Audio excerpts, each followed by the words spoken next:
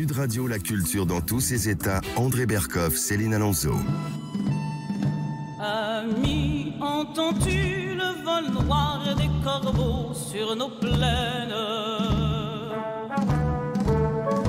Ami, entends-tu ces cris sourds du pays qu'on enchaîne? Tout le monde l'aura reconnu, bien sûr. Le chant des partisans, composé par Joseph Kessel et Maurice Druon à Londres en 1943. Et là, nous célébrons, pour être précis, vendredi prochain, dans une semaine. Ce sera le 10 juin 2022, mais c'est surtout le 78e anniversaire du massacre d'Oradour-sur-Glane qui a eu lieu le 10 juin 1944. 643 civils tués par des soldats de la Waffen-SS dans ce village de Haute-Vienne. Et on sait que ça a été le plus grand massacre de civils de la Seconde Guerre mondiale en France. Aujourd'hui, il reste un survivant, Céline. Et oui, il en reste un seul, il s'appelle Robert Hébrasse. Il est le dernier des 6 survivants de ce massacre. Et aujourd'hui, eh bien, 78 ans effectivement après ce drame, eh bien, il publie avec sa petite fille, donc Agathe Hébrasse, un livre bouleversant dans lequel il raconte eh bien, toute son histoire. Comment a-t-il survécu à ce drame? Il nous dit tout dans un instant sur Sud Radio. Sud Radio, la culture dans tous ses états. André Berkoff, Céline Alonso. Oradour, village assassiné. Ces quelques mots d'amour pour te ressusciter dans la mémoire des enfants. Et aujourd'hui, nous allons parler de mémoire. Nous allons parler de mémoire avec ce village qui est resté, effectivement, que nous avons maintenu. Nous allons en parler. Pourquoi? Parce que ça a été un des drames les plus forts de cette Seconde Guerre mondiale en France. Et encore une fois, on l'a dit, des femmes, des enfants, 450 femmes et enfants, les hommes ont été assassinés de sang-froid par la division Das Reich.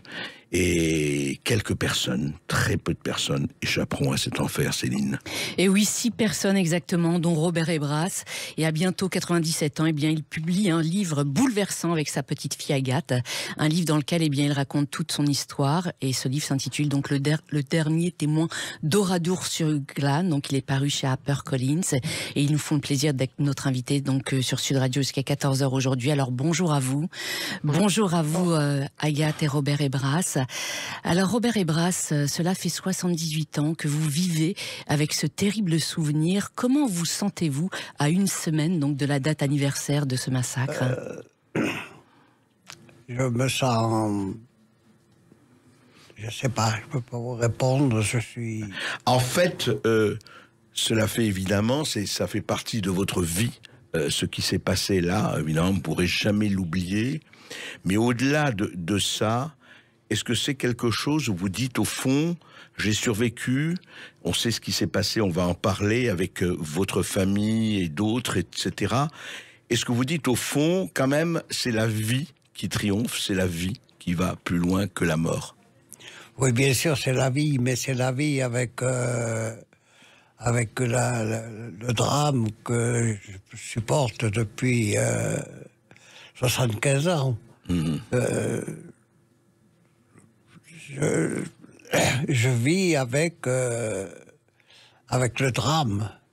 Oui. J'ai toujours vécu avec le drame depuis que c'est arrivé, voilà.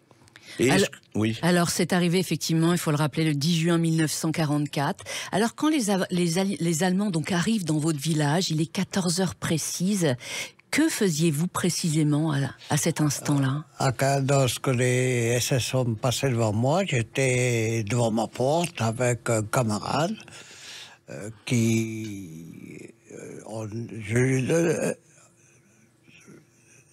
il m'a dit j'ai peur, je m'en vais, j'ai peur.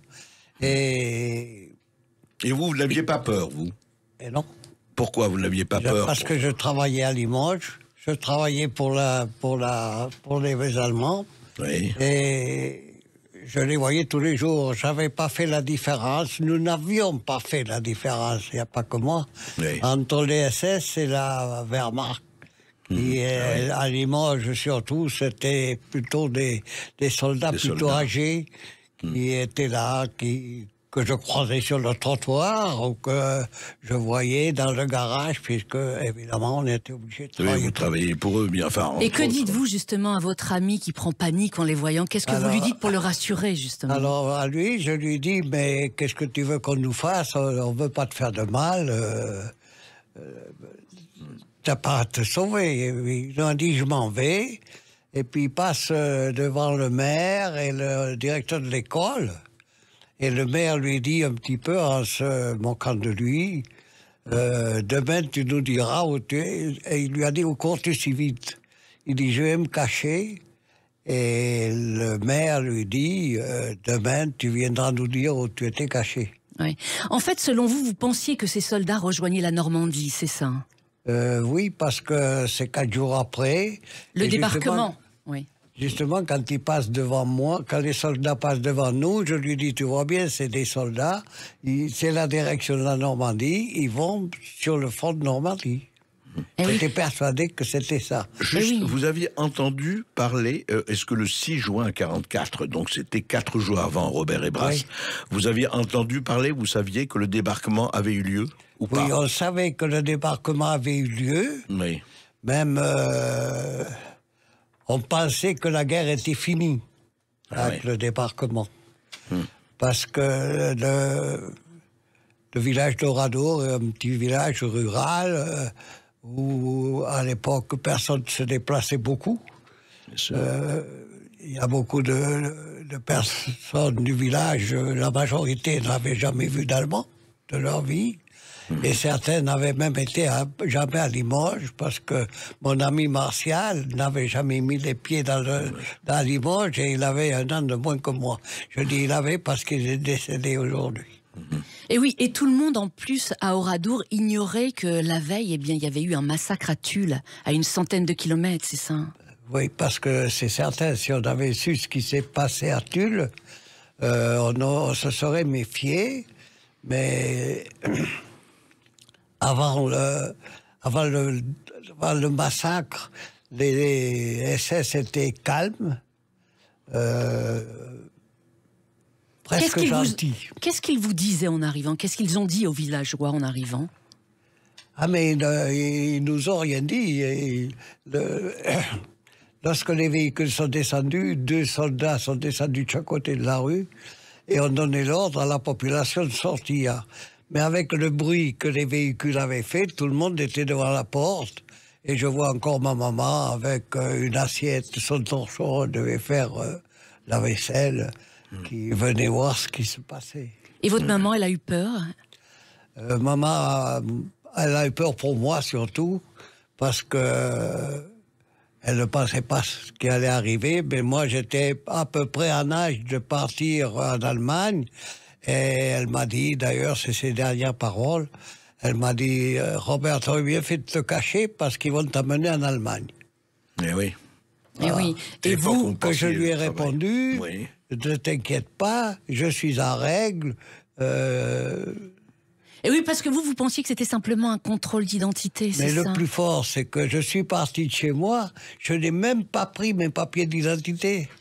Et lorsque je suis arrivé sur la place, je me suis dit, s'il me demande mes papiers, je suis pas loin, et j'irai les chercher.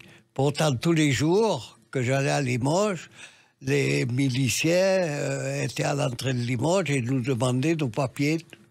Depuis une quinzaine de jours, tous les matins, on nous demandait nos papiers d'identité.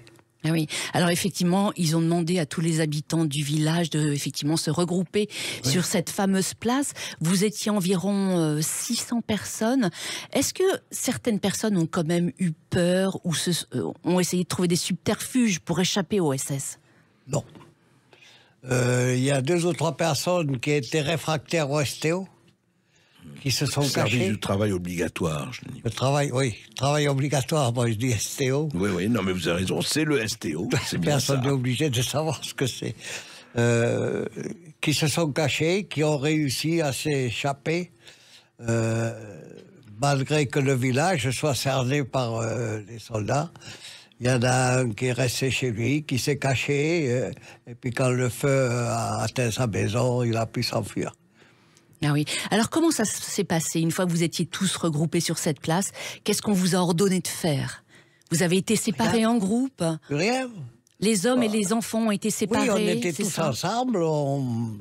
Même on se déplaçait. Moi, je me suis déplacé pour aller voir ma petite sœur qui était avec sa maîtresse et qui s'inquiétait, qui avait peur, qui pleurait. Donc je suis allé l'embrasser et lui dire « T'inquiète pas, on va rentrer à la maison très rapidement ». Et je lui disais sincèrement. Ah oui. Et donc, puis, je me suis dit, à ce moment-là, il y a le pâtissier qui était là. Et il y avait un soldat qui était de garde et le pâtissier lui dit « Est-ce que je pourrais aller voir mes gâteaux qui vont brûler ?» Le soldat, en français, avec un accent, lui répond « T'inquiète pas, on s'en occupera. » Ah oui, incroyable. Alors, en fait, vous formez ils forment plusieurs groupes, c'est ça? Ils séparent les hommes des enfants et des femmes. D'abord, il y a Comment ça se la passe? séparation des femmes et des enfants. Les femmes et les enfants sont d'un côté de la place, les hommes sont de l'autre côté. Quand la séparation est terminée, les femmes et les enfants quittent la place. Je ne sais pas où elles vont dans la direction du cimetière, de l'église, mais à ce moment-là, je ne sais pas où elles vont. Donc... Et les hommes restent là, restent sur la place? Oui, les hommes restent sur la place. On nous fait mettre par rempart 3. Est-ce qu'ils voulaient nous exécuter là ou... Et puis... Après, on a pu s'asseoir sur le trottoir, enfin... Et là, pas un mot, toujours pas un mot, pas une ordre, pas une instruction, rien. Non. Ouais. Le premier mot que j'ai entendu ce soldat qui répondait... au pâtissier. Au pâtissier. Et... Mais après, rien. Rien du tout. D'ailleurs, les soldats ont séparé les femmes et les enfants calmement. La directrice de l'école de garçons, enfin la femme du directeur, était avec sa fille et son fils qui était schizophrène, oui, et qui était très fort. Alors le soldat voulait le mettre avec les hommes, elle a parlementé comme ça, et puis ils l'ont laissé aller avec les femmes, quoi. Voilà. C'est fou. Mais il n'y avait rien de particulier, si ce n'est que, bon, quand les femmes sont parties, là, il y a un soldat qui demande au maire de se présenter, en français. Et le maire se présente, et à ce moment-là, ils partent, tous les deux, en direction de la mairie, mais je pense qu'ils n'ont pas été à la mairie, du fait que le maire avait déjà 70 ans, il avait fait la guerre de 14, et il marchait très mal. Et il demande au maire de désigner des otages. Alors le maire revient, tout seul, il revient, reprend sa place, et là, il y a un soldat qui, devant tout le monde, lui demande de désigner des otages, il se désigne lui-même, en disant « j'ai ma famille qui est là, mais... » je ne peux pas désigner des otages de mes concitoyens. Voilà. Et à ce moment-là, le soldat, Alors à ce moment-là, le soldat s'adresse à nous. Oui. Il nous dit, le soldat nous demande si nous avons des armes. Alors certains ont dit, oui, moi j'ai une carabine, parce que tous les fusils de chasse étaient réquisitionnés. Donc, il y en a qui disent, moi j'avais une carabine. Alors, ils ont dit, non, mais des armes de guerre. Il y a des armes de guerre à Oradour, on le sait. Nous allons rechercher les armes et ceux qui ne sont pas concernés seront relâchés. Donc, ça a été un soulagement général parce que personne n'avait d'armes de guerre chez lui. Donc tout le monde pensait qu'on allait nous relâcher rapidement. Et puis à ce moment-là, ils ont fait des groupes, mais au hasard, ils ont fait 4 groupes. Le premier était relativement important, le deuxième était dans un petit garage de voiture, le troisième aussi. Et puis moi, je me trouve dans la Grange Lodi, où on est, je pense, au moins les plus nombreux. Et Donc qu'est-ce c'est qui- le premier groupe, Ouais. ça. Oui, c'est ça. Le premier groupe, vous étiez dans le premier groupe, vous. Non, dans le dernier Dans le groupe. dernier, dans le quatrième. D'accord. Le premier part vers le chez Denis et moi je pars dans le quatrième. Pourquoi? Je sais pas. Je trouve parce que j'étais à la hauteur du premier groupe et puis je vois des copains et je vais les rejoindre. Joindre, bien sûr. Et cette grange, en fait, c'est là où seront exécutés donc tous les hommes qui forment votre groupe, c'est ça? Pas tous. Non? Non. Alors on est accompagné à la grange par 5 soldats. Qui ont des armes à l'épaule mais qui sont pas prêts à tirer. Et Et quand vous étiez dans la grange, pardon, Robert et Brasse, quand vous étiez dans la grange, vous êtes arrivé dans la grange, est-ce que déjà vous vous êtes dit, il se passe quelque chose de pas normal ou non, pas du parce tout? que moi, dans ma petite tête d'adolescent, Ben oui, monsieur. je me suis dit, ils mettent leurs armes pour nous garder en cas que quelqu'un veuille s'en aller. Parce que je ne sais pas, moi, à ce moment-là, s'il n'y a pas d'armes à Oradour. Oui, bien sûr. Il n'y en a pas chez moi. Mais je ne sais pas. S'il y en a quelque part. Il peut y en avoir D'accord. quelque part. D'accord. Alors, là, on est dans la grange, et puis il y a des charrettes qui gênent et tout. Ils les ont fait enlever. C'est des anciens qui l'ont fait. Les jeunes, on n'a pas trop bougé. Et Et c'est à ce moment-là. Et à un moment, les SS ouvrent le feu, c'est ça? non, mais c'est Ouais. Non, c'est Plus loin dans ouais. l'histoire. pas très loin, mais on est dans la grange. On s'assoit, on est au fond de la grange avec 5 ou 6 camarades qui sont avec moi. Et il y a un soldat qui passe dans notre groupe et qui nous fait signe de nous lever. On se lève, et jusqu'à ce moment-là, il n'y a pas de coup de feu. Il n'y a rien. Et le soldat arrivé à l'entrée de la grange, il y a une détonation assez forte dans le village, et c'est la fusillade des hommes. C'est ça. Et là, ils ouvrent le feu indistinctement, complètement. Oui. Et ils tirent à bout portant sur tout le monde, c'est ça? Mais oui. Ils tirent, oui, parce que les premiers, par rapport aux armes, à leurs mitrailleuses, je sais pas, moi, ils étaient à 15 mètres, 10 mètres. Alors vous, qu'est-ce qui fait que vous avez échappé justement à la mort? Je sais pas. Je sais pas, je peux pas le dire. Sûr. Mon camarade qui est à côté de moi, ou avec qui on venait de parler du foot et tout, il est mort à côté de moi. Pourquoi lui, pas moi? Je sais pas. Et Vous avez été en quelque sorte, vous le racontez dans votre livre, protégé par un amas de corps en fait. Vous étiez enseveli sous un Oui, amas de parce corps. que je me retrouve au sol, recouvert de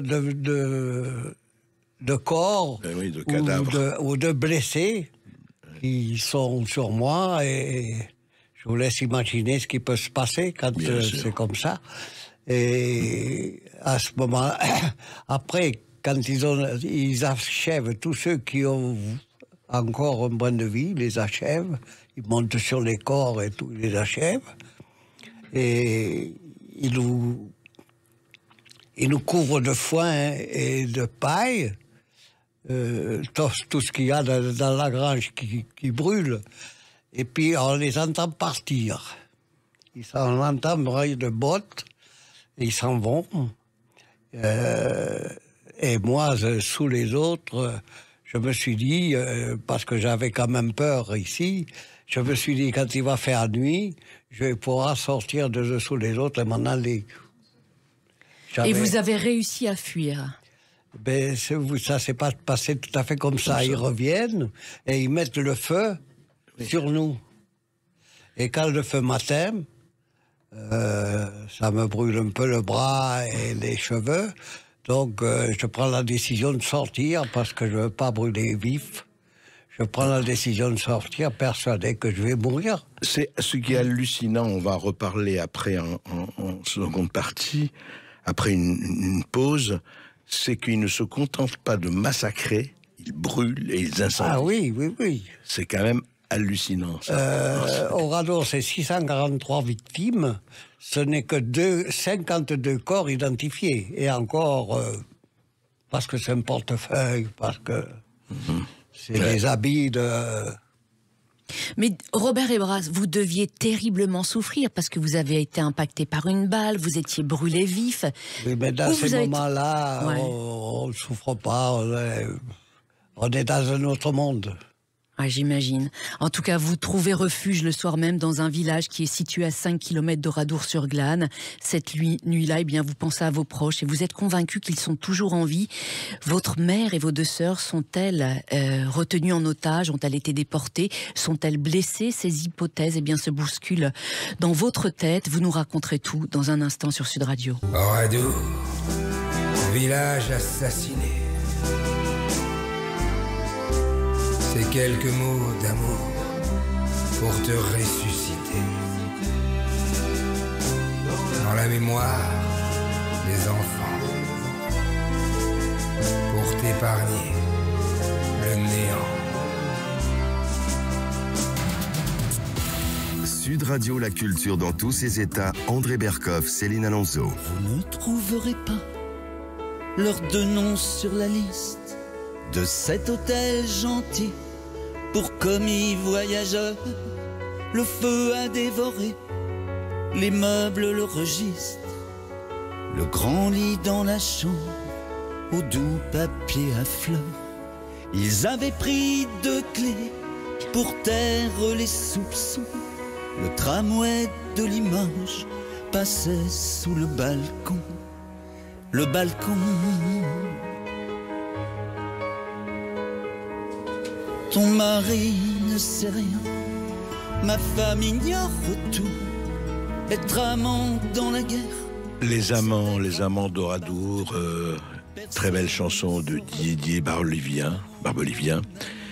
Oui, on parle de ce moment assez terrible, de ce moment qui restera évidemment dans la mémoire, de cette tuerie d'Oradour sur Glane le 10 juin 1944, et un livre remarquable, un livre bouleversant, vient de paraître de Robert Hébras, l'un des derniers survivants, qui publie avec sa petite fille Agathe Hébras un livre intitulé Le dernier témoin d'Oradour sur Glane chez Harper et Collins. Alors, effectivement, il a survécu, Robert Hébras, et la chose la plus importante, il faut le dire, et on fait cette émission pour ça, c'est que rien ne se fait sans le devoir de mémoire. Et c'est très important, ce devoir de mémoire. Alors, Robert Hébras, donc, il y a eu cette tuerie, il y a eu les Allemands mettent le feu, les nazis mettent le feu. Et qu'est-ce qui se passe, Céline, à ce moment-là? Effectivement, il est blessé, il a reçu des éclats de balles donc aux jambes, aux bras et au torse. Il souffre aussi de graves brûlures au cuir chevelu et au bras. Alors Robert Hébras, le lendemain de ce massacre, vous êtes réfugié donc dans un hameau à proximité d'Oradour-sur-Glane. Un villageois vous propose de vous emmener chez un médecin. Comment êtes-vous accueilli? Le docteur apprend qu'il y a un survivant, il ne sait pas qui c'est, mais il va à la messe quand même, dans le hameau à côté, et il me propose de m'emmener chez le docteur. Où le médecin me fait une piqûre antitétanique et me demande de sortir en attendant que la messe se termine. Et puis j'ai appris par la suite que le médecin était israélite et qu'il ne voulait pas. Ah oui, évidemment. Parce qu'on ne savait pas s'il y avait des Allemands qu'à Oradour ou un peu partout dans la campagne. Et oui, il avait peur. Oui, il avait peur. Alors ensuite, effectivement, vous vous réfugiez chez une de vos sœurs qui habite près d'Oradour. Et là, vous êtes persuadé d'y retrouver tous vos proches. Oui, parce que j'avais déjà rencontré 2 jeunes filles israélites avec leur petit frère. Et on est parti à pied du hameau où j'étais. On est parti à pied chez ma sœur aînée qui était mariée. Et là, mon père... quelqu'un lui avait dit, Robert doit être vivant. Et c'est tout ce qu'il savait. Et quand je lui ai expliqué ce qui se passait, il m'a rien dit. Il a pris sa bicyclette, il est venu à Wardour et il s'est approché de l'église. Et il a vu ce qui s'était passé dans l'église. Et qu'a-t-il découvert effectivement dans l'église alors? Il y avait votre mère dans l'église. Oui, mais dans l'église, ce n'est que des cendres et des ossements. Hein. Mais oui. Comment il vous a annoncé? Mais il savait, pardon. Quand il est revenu, je l'ai vu qu'il pleurait. Et il me dit, tu reverras plus ta mère, ni tes sœurs. Ils les ont brûlés dans l'église. Voilà. C'est sa réflexion. Et vous n'y croyez pas une seule seconde parce que vous vous dites l'église est trop petite pour accueillir effectivement ces 450 femmes et enfants. Oui, parce que l'église est toute petite. Je ne sais pas comment ils ont fait. Enfin, il y a eu la sacristie. C'était un parquet. Ils ont tiré à travers le parquet où les femmes étaient réfugiées. Enfin, oui. Et qui a mis fin à vos doutes alors? Comment vous avez su que c'était elle, puisque vous pensiez au début que c'est pas possible? Et comment vous avez été convaincu que votre mère et vos sœurs... C'est mon père qui me l'a dit. Et si mon père me dit ça, c'est que... Bien sûr. Ouais. Parce que je savais, ma mère et mes sœurs, mes deux sœurs, étaient dans le groupe des femmes. Bien sûr. Et donc dans l'église, etc. Et il n'a pas pensé une minute, ni vous. Non, je vous pose la question, et c'est vrai que c'est 78 ans maintenant, qu'elles auraient pu s'échapper. Vous n'avez pas pensé à ce moment-là que ce n'est pas possible? Non, parce que si on regarde l'église, c'est même exceptionnel que Madame Rouffranche ait pu s'échapper. Oui, Madame Rouffranche, il faut le préciser, c'est la seule personne qui a réussi effectivement à sortir du feu, parce que cette église a été mise c'est-à-dire qu'elle est sortie très tôt, elle était assise derrière le maître-autel où il y avait un escabeau, elle a vu sortir sa fille ensanglantée de la sacristie, et avec son bébé, et c'est de là qu'elle est partie par le vitrage central, parce que au départ il y avait eu une explosion, tous les vitraux ont éclaté, et elle est sortie avec une maman et son bébé qui l'a suivi, en passant derrière le presbytère. Il y avait une sentinelle, et il a tué la maman et le bébé. Madame Rouffranche était gravement blessée, elle s'est cachée dans le jardin du presbytère, du curé. Et oui, et elle a fait semblant d'être morte, effectivement, jusqu'au départ des SS, c'est ce que vous racontez dans votre livre. Oui, mais enfin, je ne peux pas le dire. Alors, cette dame est morte en 1988. Est-ce que vous avez parlé avec elle de ce massacre? Très difficilement, pourtant on se connaissait bien, parce que Madame Rouffranche était fermière dans une ferme qui est dans le village, et j'allais tous les soirs chercher le lait chez elle.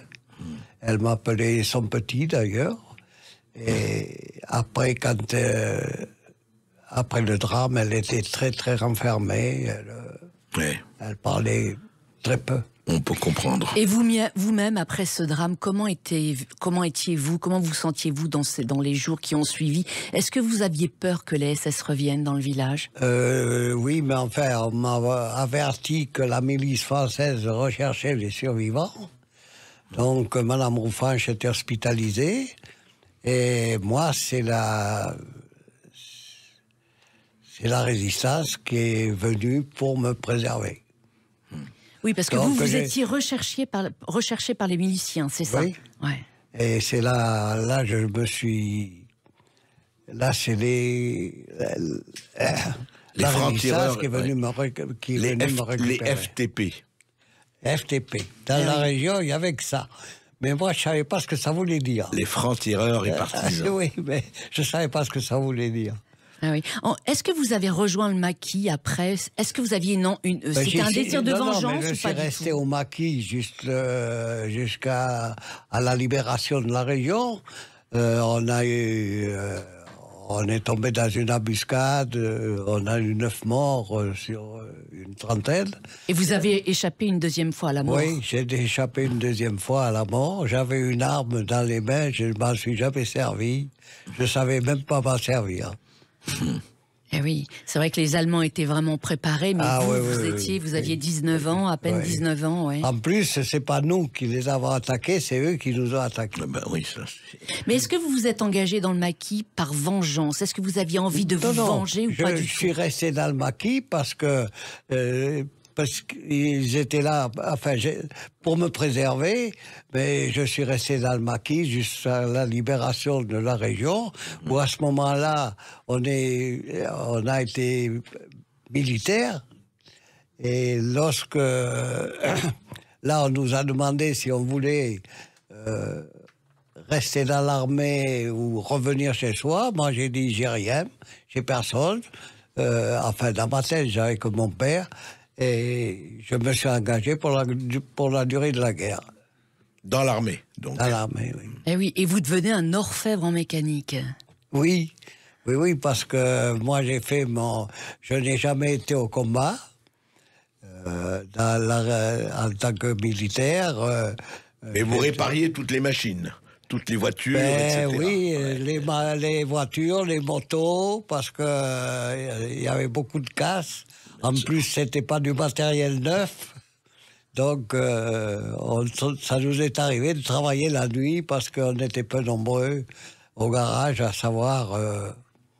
Mais vous auriez aimé partir au front et combattre? Oui, parce que 2 fois, j'ai demandé ma mutation pour la première armée. La première fois, on m'a dit non, c'est pas possible. Et puis la deuxième fois, le colonel m'a dit, mais ça n'a pas compris. Il connaissait toute votre histoire, effectivement. Il connaissait mon histoire, et donc je suis resté après, parce que là, c'était un régiment, le 63e d'infanterie. Après, le colonel a créé un régiment de 13, c'est-à-dire le ravitaillement, les véhicules et tout, où j'ai été muté. On avait besoin de vous, là. Voilà, on avait besoin de moi, oui. Est-ce que l'armée je me suis sali les mains. L'armée, est-ce qu'on peut dire qu'elle vous a permis de retrouver un peu l'envie de vivre? Oui, parce que elle m'a permis de retrouver quand même une famille, si on peut dire. Parce que on était 4 au garage, on couchait ensemble, mais dans un château où on couchait sur la paille, c'était quand même un château. Oui, c'est bien, la paille et le château. C'est une bonne chose. Ça. Et quand le 8 mai 45, la victoire est annoncée, est-ce que ça vous soulage, Robert Ebras? Pas spécialement, parce que lorsque c'est l'armistice, je suis dans mon camion. Et je suis à Lorient. À Lorient. À Lorient, où on récupère les soldats allemands qui sont là en tant que prisonniers, et on récupère aussi un peu de matériel, ce qui est possible à récupérer. Donc ça vous a pas forcément soulagé? Et vous êtes rentré à ce moment-là sur Limoges et Oradour, après la libération, après l'armistice, pardon? Non. Non. Je suis resté dans l'armée encore après. Jusqu'à quand? J'étais engagé pour la durée de la guerre. Jusqu'en septembre 45. Alors, oui, parce que la guerre, on était quand même... les Japonais, on était en guerre avec le Japon. Donc, un jour, j'ai voulu faire la réflexion supérieure, et il m'a dit, tu crois pas que tu pourrais partir au Japon des fois? Après Pearl Harbor et compagnie, oui. Eh oui, Hiroshima, Nagasaki, ça vous a bouleversé, ces événements? Oui. Robert Ebras, eh bien, à 19 ans, vous avez tout perdu, votre mère, vos 2 sœurs, vos amis, vos biens, vos souvenirs. Comment avez-vous réussi à faire le deuil? Comment avez-vous réussi à vous reconstruire? Réponse dans un instant sur Sud Radio. Quel mot pour dire la barbarie? Comment décrire ce qui fut? Dans l'église, les cloches ont fondu. les femmes et les enfants aussi.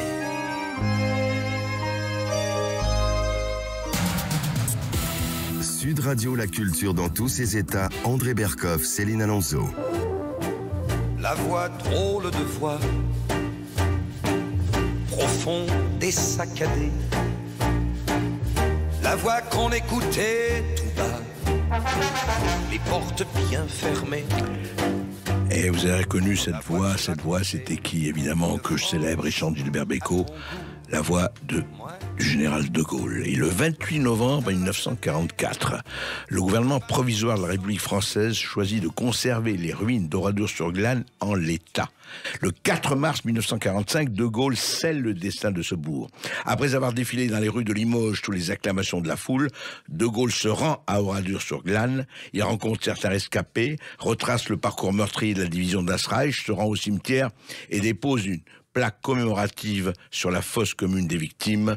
Devant les lieux d'exécution, on peut lire un panneau indiquant « Ici, lieu de supplice, recueillez-vous ». Et c'est resté là jusqu'à aujourd'hui, et on l'espère, pour l'éternité.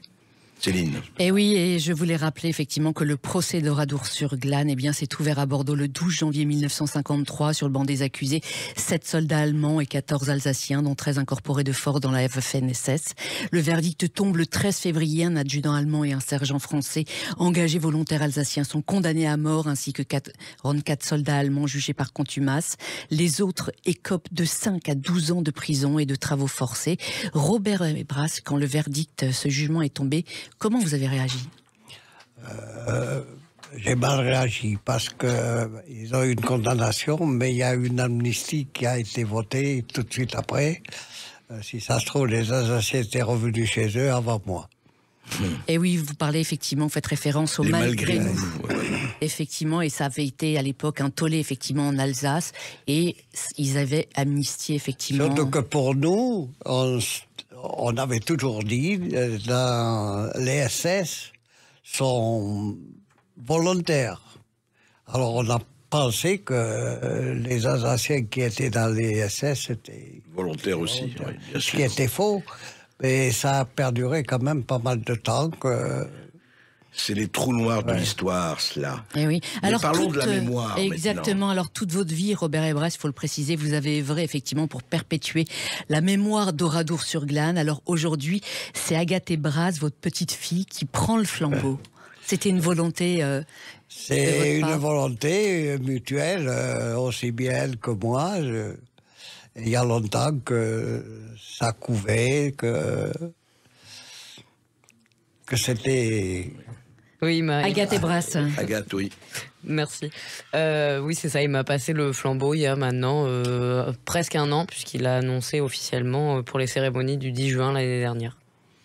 Et alors, qu'est-ce qui a fait à Agathe Brass que vous avez eu tout de suite envie, vous, de le faire? Je veux dire, vous avez grandi, évidemment, dans cette mémoire, c'est sûr. J'ai grandi à Oradour-sur-Glane, donc j'ai vu les ruines tous les jours. Vous avez grandi à Oradour même? J'ai grandi à Oradour, mais mes parents avaient fait construire une maison là-bas, donc tous les jours, j'allais à l'école et je passais devant les ruines du village martyr. Avant même de pouvoir comprendre de quoi il s'agissait, je posais des questions, parce que ça interroge forcément un enfant. Donc, on me demande souvent quel est le déclic. J'ai pas de déclic parce que ça arrive tellement tôt dans ma vie que en fait ça a toujours existé, et donc il n'y a pas de moment clé, vraiment. Et votre grand-père vous en parlait déjà des enfants? Alors il parlait de son histoire en général. Il n'y a pas de moment précis où il nous a pris par la main en disant maintenant on va aller dans le village et je vais vous raconter ce que j'ai vécu. En fait, c'est que souvent on s'est rendu dans le village ensemble, mais avec des tiers. Et j'ai entendu son histoire plusieurs fois, des dizaines de fois, et c'est comme ça que je l'ai intégré. Après, il y avait quelque chose d'inexplicable qui m'attirait vers Oradour, et puis il y avait des livres à la maison. Et des photos, et donc c'est des éléments matériels qui m'ont attiré vers Oradour. Et par rapport à aujourd'hui, nous sommes en 2022, qu'est-ce que vous avez à dire, justement, votre génération, vous avez 28 ans, je crois. 29 ans, oui. Qu'est-ce que vous avez, en fait, qu'est-ce qui vous paraît le plus important de transmettre à votre génération et à celles qui suivent sur ce qui s'est passé et ce qu'on doit retenir? Aujourd'hui, donc il a témoigné pendant plus de 30 ans. Aujourd'hui, on doit continuer ce témoignage parce que c'est la médiation et c'est le fait de témoigner qui va nous permettre de pouvoir faire perdurer la mémoire. Aujourd'hui, on veut juste pouvoir se servir, entre guillemets, d'Oradour pour pouvoir faire passer d'autres messages, des messages de paix, des messages de citoyenneté, de civisme, de valeurs humanistes. Donc voilà, il y a plein de choses à faire par le biais d'Oradour aujourd'hui. Et quel combat vous menez actuellement pour que ce village, effectivement, ne disparaisse pas? Parce que les ruines, effectivement, sont pas vraiment en bon état. Oui, alors le village martyr, en fait, est conservé. Il y a de gros budgets qui sont alloués tous les ans à la conservation du village martyr. Seulement, c'est des budgets qui permettent l'entretien et la conservation, mais qui ne permettent pas une conservation suffisamment durable et importante. Donc aujourd'hui, ça fait aussi partie des enjeux, outre la mémoire et le fait de parler. On doit aussi se préoccuper du matériel. Robert Hébras, vous pouvez désormais prendre votre retraite à bientôt 97 ans. Oui. Vous partirez sans avoir la réponse à cette question. Il ne prendra jamais sa retraite, Robert Hébras, c'est clair. Vous partirez, Robert Hébras, sans avoir la réponse à cette question. Pourquoi Oradour? Est-ce que vous avez encore du mal à l'accepter? Je suis bien obligé. Je suis obligé de l'accepter. C'est pas de gaieté de cœur, mais c'est ainsi. Vous serez présent, j'imagine, aux commémorations la semaine prochaine? Oui. Ce qu'il y a, c'est qu'au départ, il y a un officier allemand qui a fait un rapport en mentionnant que c'était la résistance qui avait brûlé Oradour, qui avait tué les femmes et les enfants, et qu'ils étaient venus, eux, pour préserver les femmes et les enfants. Oui. Alors on le retrouve encore aujourd'hui. Avec les révisionnistes. Ouais. Avec les révisionnistes, on le retrouve encore aujourd'hui parce qu'il y a Renoir qui t'a envoyé un mail, je sais pas quoi. Oui, qui m'a adressé une lettre deux jours après les cérémonies et le passage de flambeau.